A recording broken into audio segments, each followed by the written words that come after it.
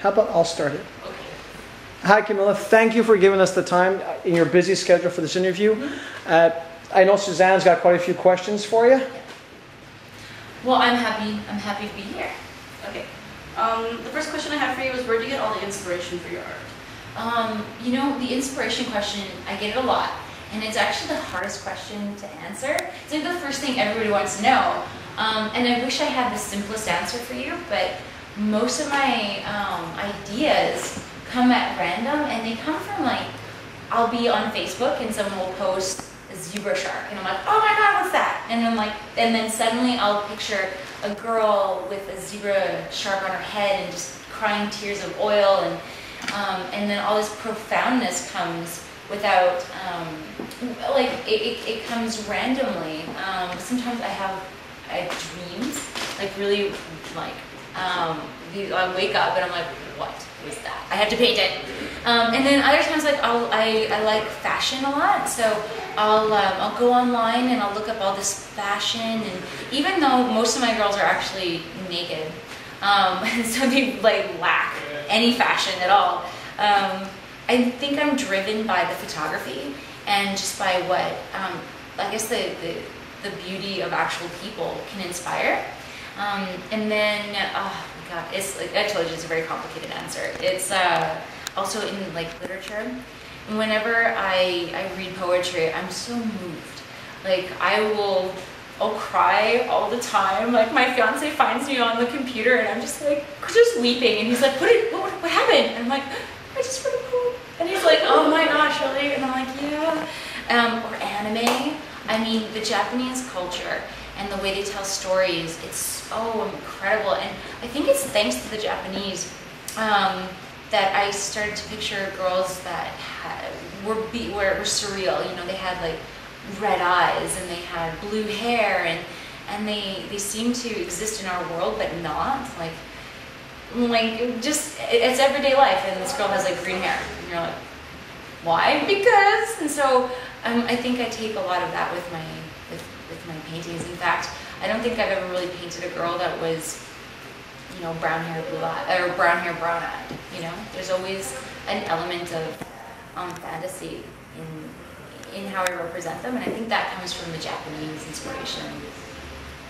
How critical are you of your own work? Like, will you scrap a piece of artwork because you don't think it's good enough? Or? Oh my god, yes. In fact, if it wasn't for my sister and my fiance, I probably would have scrapped a lot of things from now. Like, I think I'm the hardest critic on myself. Like, I'm often not happy with my work, and I always joke because I'll finish. Like, now I actually do finish anything I start, but I'll joke because the pieces that I maybe don't like or I had the hardest time with seem to be the one the fans love the most, and I'm like, really? What about that one? The one I love? And everyone's like, no, I like this one. And I'm like, God, don't. So it's weird. It's like I'm like the worst critic of my own stuff. But I think when I do a piece that's really challenging, I think it comes out.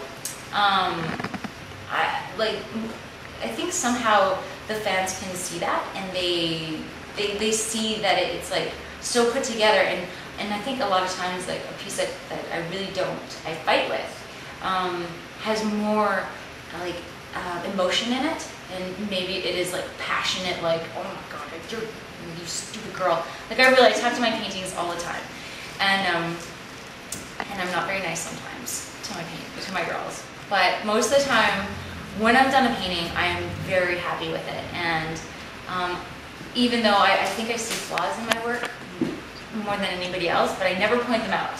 That's the one thing I will never do, is be like, show a piece of art and be like, oh, I messed up on that. Because nobody notices, and it's only me that notices that.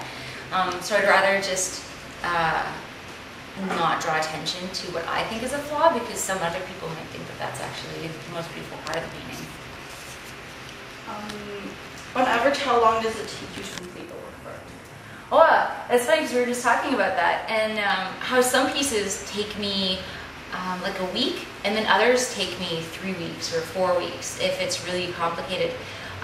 Like the My Little Pony painting, that took me forever to do, just forever. because there was so much involved in it. I mean, I can't remember how many ponies I painted, but there was a lot of ponies. And it was a rainbow hair. I mean, that was insane. I don't know what I was thinking. And so that one took me a long time. But even a simple painting where it's not rainbow hair can take me a while. And like I said, sometimes I struggle with the painting itself. Like the girl isn't turning out the way that I want her to. It's kind of like raising a kid, I think. And I'm like, you should look like this. You should be that. And then they're not. And I'm like, you're disappointing me. So, you know, like this new piece I'm doing, the Tampopo painting, I've never painted Tampopo before. But I knew exactly what I wanted. And somehow it's coming along really, really well. And I'm really excited because she's not fighting me. So I'm really happy.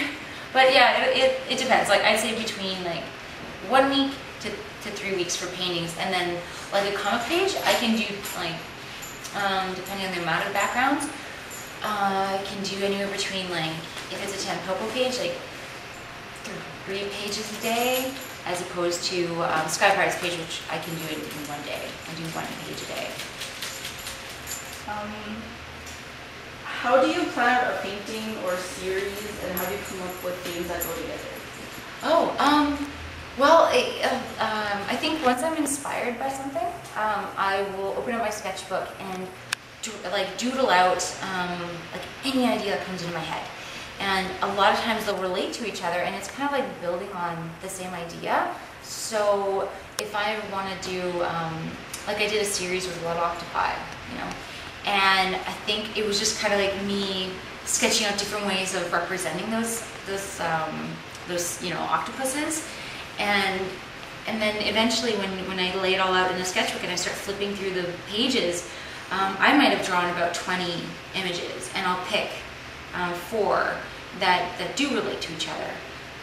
And I think it is just like a matter of inspiration. Like when I have an idea and I just want to flesh it out, and then a series develops. And right now I'm actually working towards a more surreal take on my paintings, because up until now I've done portraits and or girls, and there's no backgrounds, and it's all about basically taking an animal and keeping it very realistic. And now I don't know what's happened in my head, but somehow I'm melting everything, and I'm taking away the bust. And I'm going, and like the Tampopo painting, it's now hair and tentacles. And then I've got this other piece I was mentioning that has, like her body is butterflies. And that actually was inspired by the monarch butterflies that nest in Mexico. Like millions nest in these trees, and they mate, and they do their butterfly thing. And I was like, that's incredible. And these trees look like they're made of butterflies. And I'm like, wow, imagine a girl that's made up of butterflies. And I thought, how cool is that? So that's a standalone painting, but I think I can definitely build on it. And there's a new series of paintings I want to do where up until now I've done all like full color, and I want to just strip that away. And everybody says that the eyes are the soul, right? So that's exactly what I want to do with these paintings. I want nothing else to matter, basically, except for the eyes. And I want people to, like, for those eyes to be staring at you, you know, like when you move in the room, they're always following you. So that's kind of what I'm going with the series. Which painting or drawing are you most proud of all of you've ever done? Well, I love my Mama Bot drawing, probably the most. Maybe because it was for my mom, but I think it's also because I love her face, and it was like I really captured a moment between this girl and her robot, and there was all this stuff going on, and it I don't know, it was like I don't feel like I draw things perfectly, but that one I felt like I couldn't make it better. So I think Mama Bot is like my favorite drawing. And then my favorite painting, that's hard. Maybe the one there's a lot that I'm really proud of.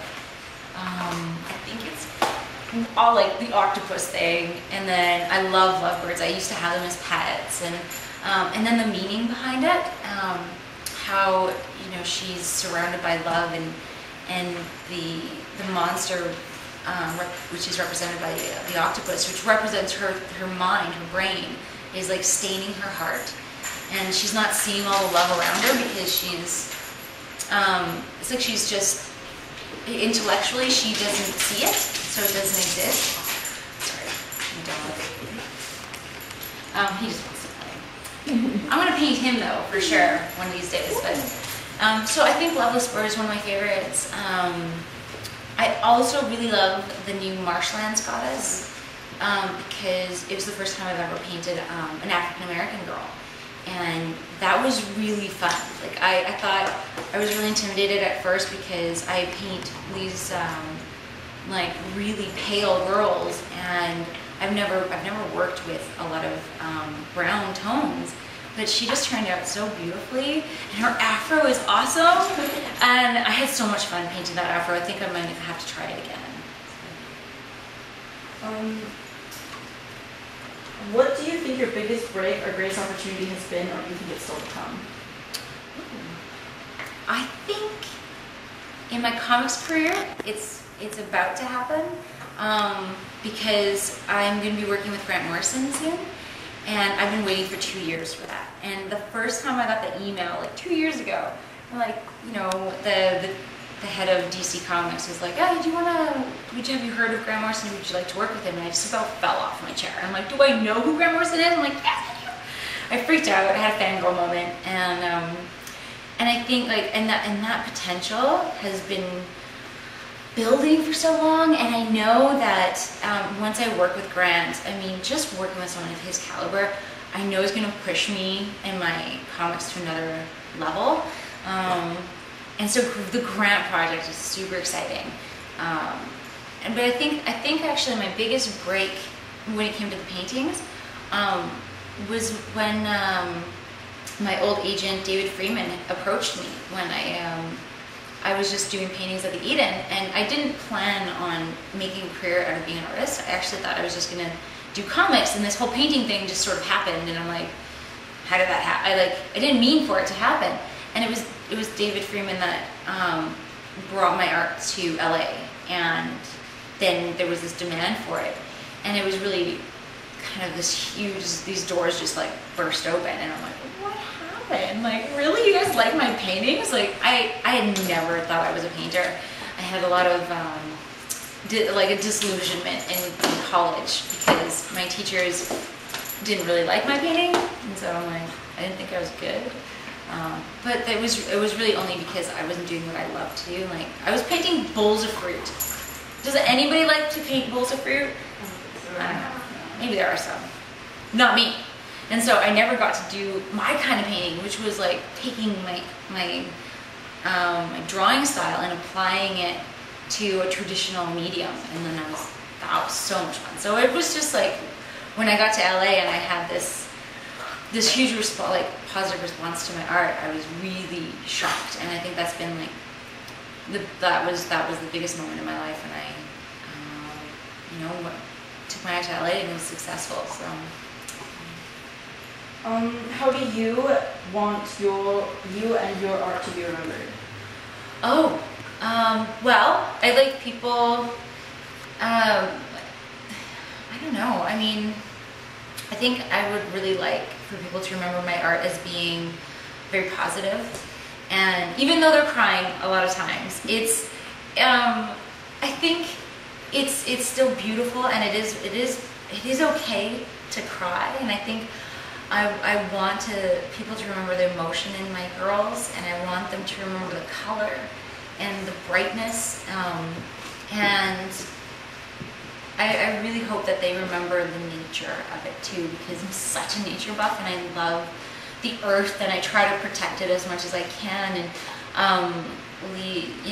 and I think me painting animals in my work now is kind of like me trying to share nature with everybody, the way that my father shared it with me, and my mom did too. So like, my mom still tries to save every animal. Like my cat, they have cats, and they chase mice and birds, and my mother will just shoo them away. Like, she's on a mission to save every animal on this planet.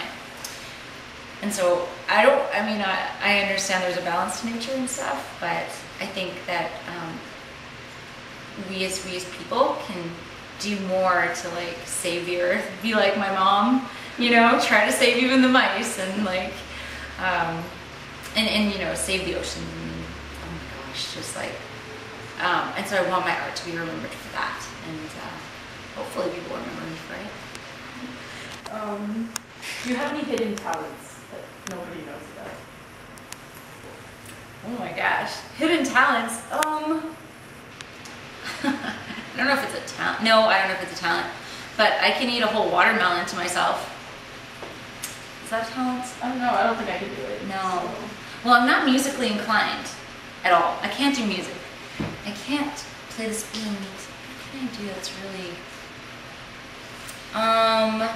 I'm a really good cook. I'm an excellent cook. I'm sure my fiance is just going to say, like, why didn't you tell him this? But I can't think of anything off the top of my head.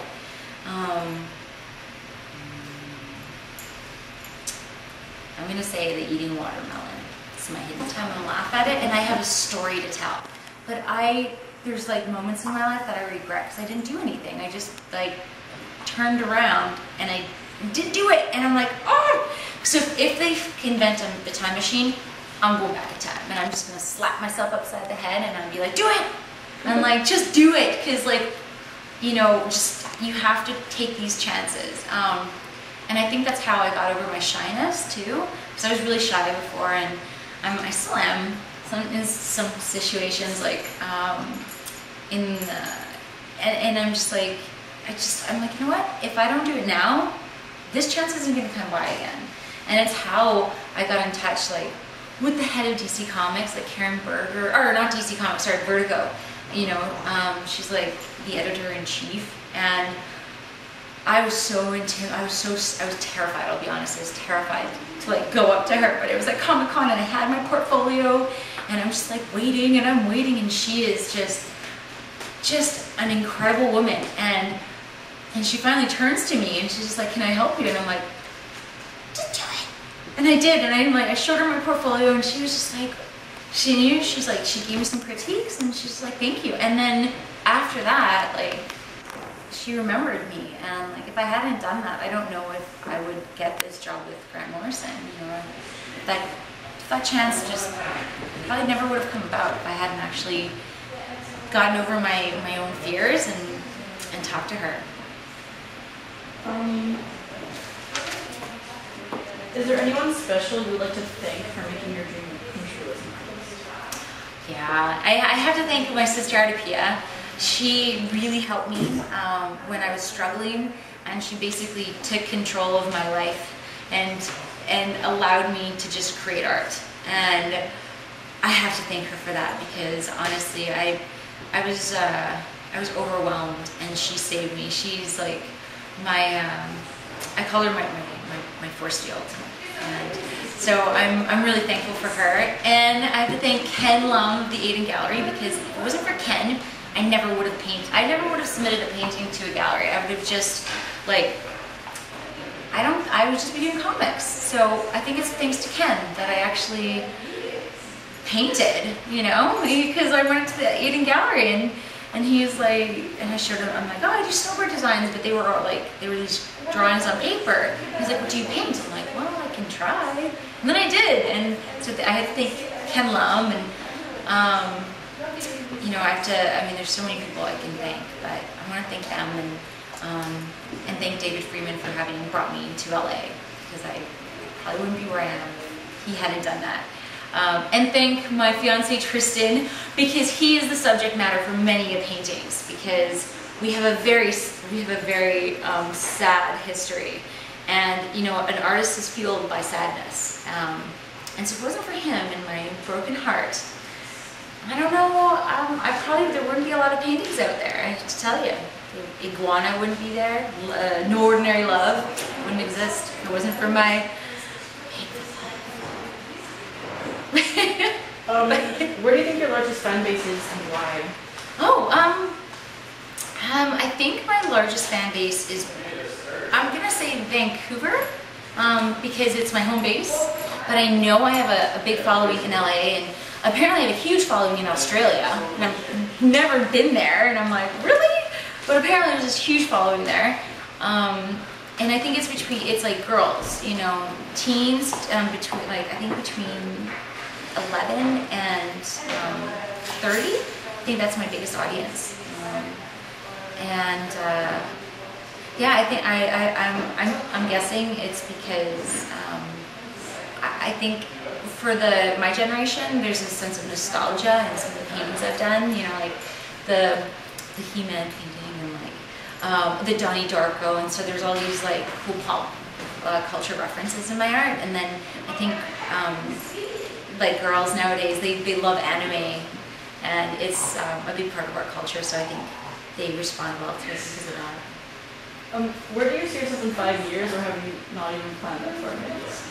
I planned everything, but you know what? I plan it, but I swear to God, it never happens. Like, I have all these plans, and I'm like, this is gonna happen, and then all these other things just take, like, they change everything. But if I was gonna plan it perfectly, Helmet Girls, fluorescent butterflies, and she's putting them in these little robots and bringing them to life. And I'm like, I want that as a toy.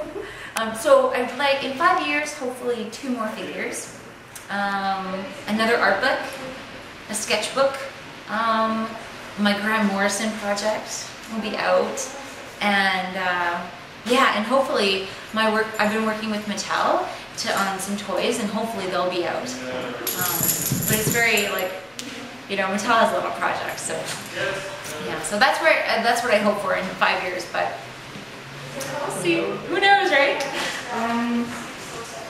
What are the different kinds of materials that you prefer to use?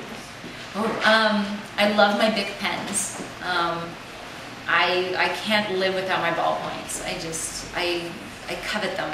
And you know what's great about it though is that they're everywhere. I mean, if I forget my pens at home, and like I literally can just go into any store and be like, hey, can I borrow your pen? And it's a Bic, and then I can like run away with it because no one will care. It's like a 10-cent pen. So my Bics are my like best friend. And then I use my whiteout pen too because I don't use pencils. I don't have erasers really, so I have to have my whiteout pen. I love those. And my blue pencil. It's I don't erase with it, but it's like my sublayer. So I use that to draw before I go to drawings. And then my Holbein water-soluble oils. I do. They're the most amazing paints. I have, thank God Holbein came up with like a water-soluble based oil, because anyone who hasn't tried them and has been frustrated with oils because they take too long to dry and they're all toxic, needs to try these oils. And anyone who's worked with acrylics but hates that they dry too fast needs to work with these paints. So I love my Holbein oils, and my wood boards that I paint on and stuff. So yeah, those are my favorite materials the whole time, without making it look girly. He-Man, very girly. So he's He-Man. So he's got the bowl cut, and I have to say, that wasn't my fault. He has a very girl cut, and when I make eyes twinkle, it's like, I don't know, I think because I have the twinkling eyes, and you can't really do that with guys, I think it comes off a little funny.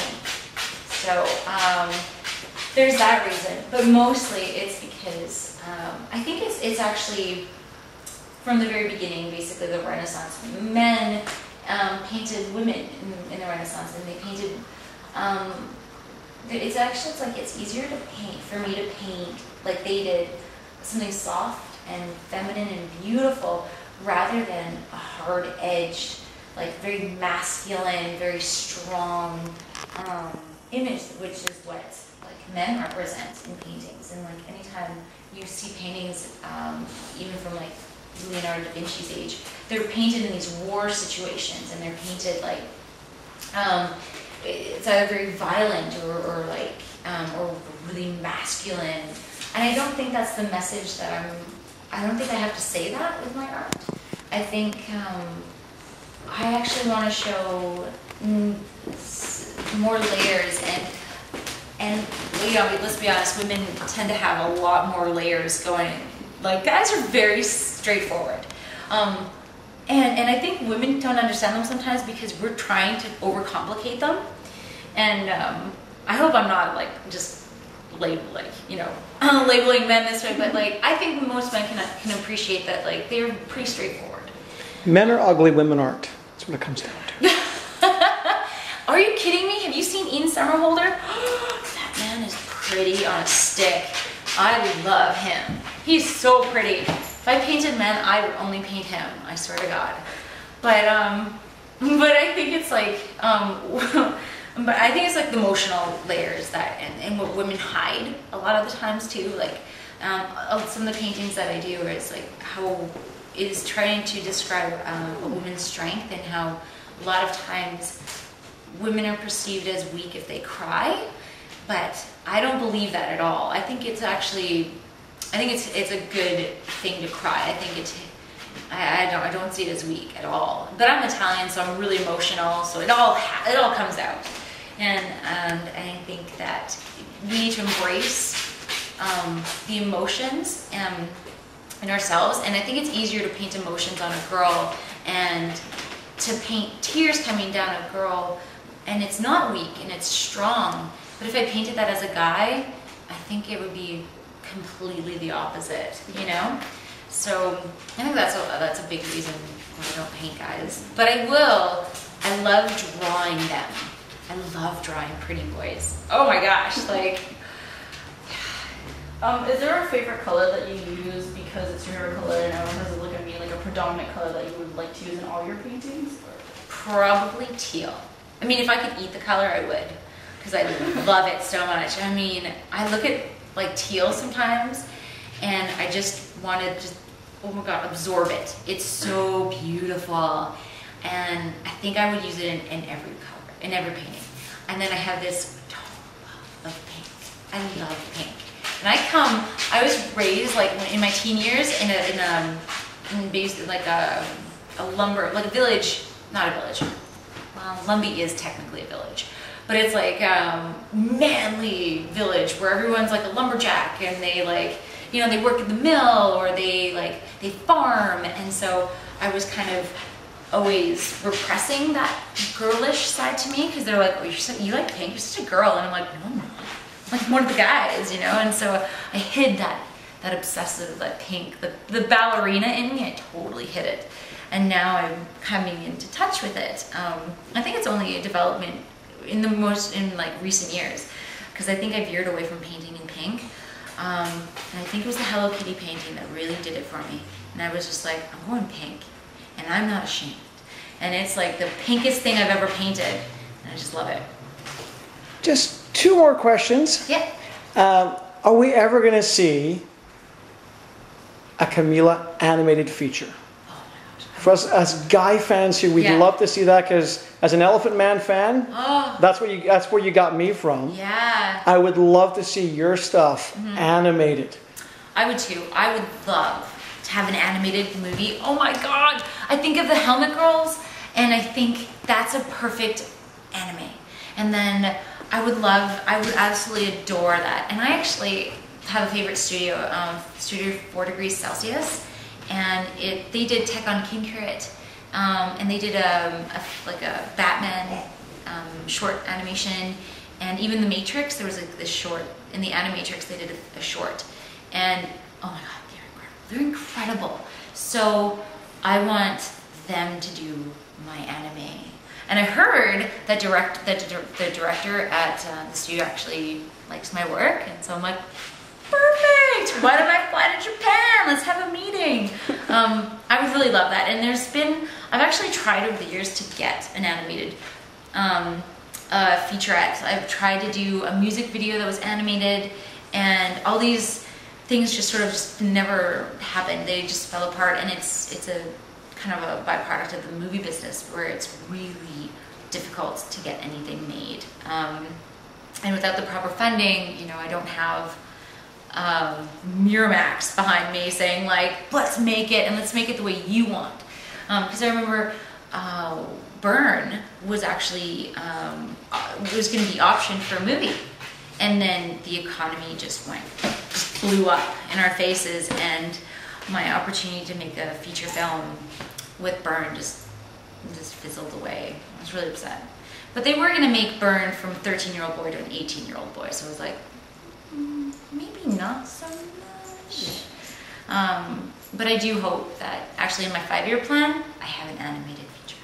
I would love that. I absolutely love that. And before we go, can we get a sneak peek at some of the projects you're working on? Yeah, sure. I can I'll take you behind the scenes.